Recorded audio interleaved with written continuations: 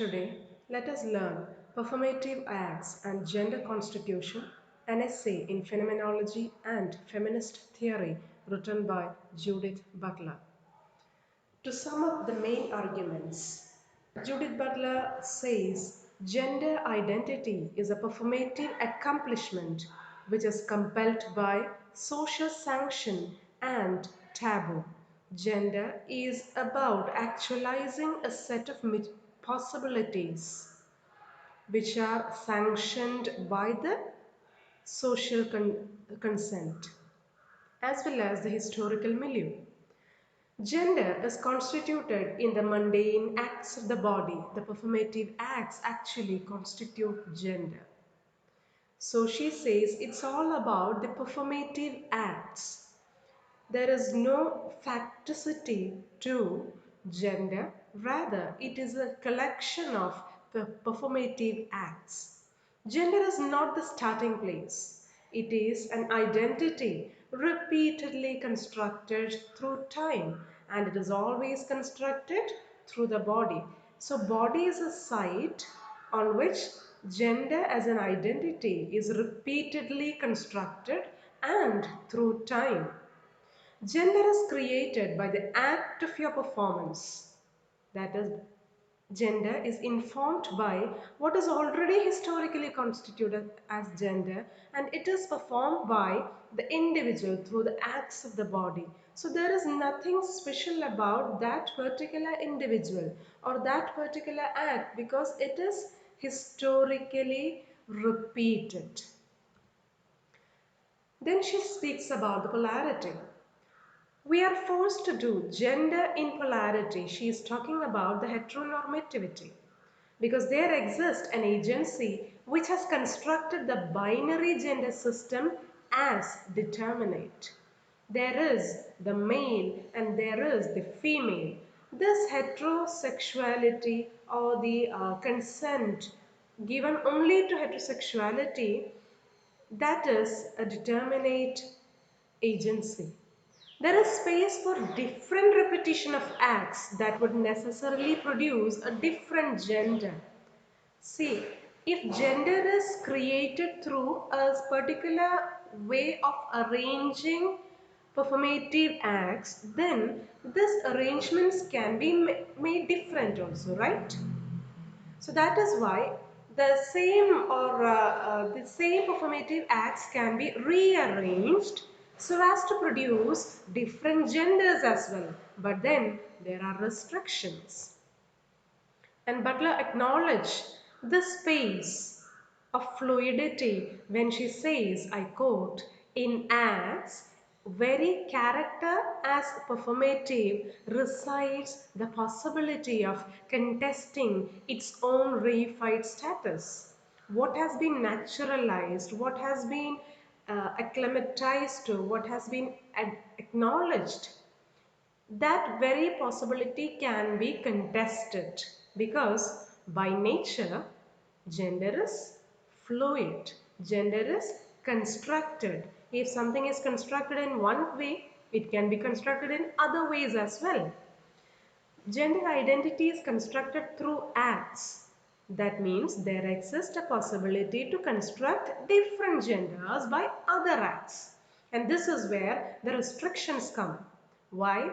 Because we are discouraged from playing this in space. Who was restricting us? The social expectations and taboos. So gender is not a set of possibilities actualized, realized, just in time and space. It is also limited. It is also limited by agencies of society through taboos. And the contestations. She says we are always under duress to give the gendered performance expected from us. We have to perform the gender in ways expected of us by the society, and whenever we deflect, whenever we digress, when there is a digressed path of behavior from the gendered body, there will be consequences. Performative acts which construct gender, it might appear as a personal choice. But remember, it always works within the existing framework of cultural sanctions and prescriptions of a shared social structure. We think that we make the choice. It's the person who is making the choice. No, that choice has been already designed and decided by the shared social structures.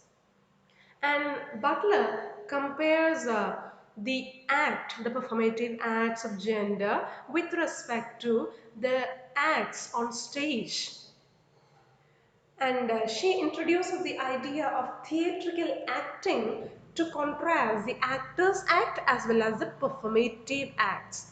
In theater, there is the actor, the person who is acting out a role. Okay?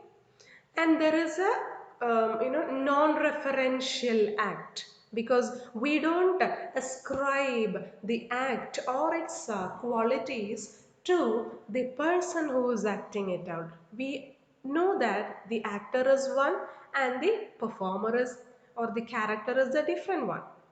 While actors know that they are acting, we who perform gender, we often don't know that we ever formed a belief in our gender.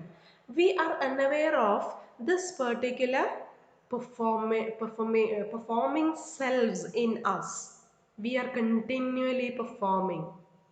A woman, a girl, a brother, a sister. Every gender role is a continuum. It is a never-ending process of performation or performativity. So we take our genders as natural. That is where the trouble comes. We think that the gender is natural, and we forget the fact that it is naturalized through performative acts. So it is natural to expect the mother to take care of the children, and it is natural to expect the fathers to take care of the family responsibility. And Butler reminds us that any gender is an historical situation. It's a construction and it is not a natural act. So her essay, having established gender as something what is put on invariably like a dress, like a role. You just put on various clothes, invariably, under constraint, daily, incessantly, without any stop. Sometimes with anxiety, sometimes with pleasure, but gender by nature, or gender as far as Butler is concerned, is an act. And she argues for establishing a genealogy of gender which relies on the phenomenological understanding of act as socially shared, historically constituted. So phenomenology looks at the act as something narrated by the object itself without any mediation. So that is how the gender should be looked at. She acknowledges that while the political advancement of women is still an important work, there is this political agenda, there is this work towards betterment of the society, betterment of this particular cross section of the society. It is still an important work, but we should take not to reify the binary restriction of gender. We should not naturalize, we should not reify this heteronormativity, and in doing so, relinquish the power to expand the cultural field body of gender through subversive performative acts. There is an endless possibility of subversive performative acts in the field of gender, in the cultural field of this whole body of gender. But if we or she is referring to the feminists, if we refer or if we reify only the binary restriction of gender, we will be relinquishing this power to expand gender. So it's better we do not look or we do not turn into that direction. So that is the summary of our essay.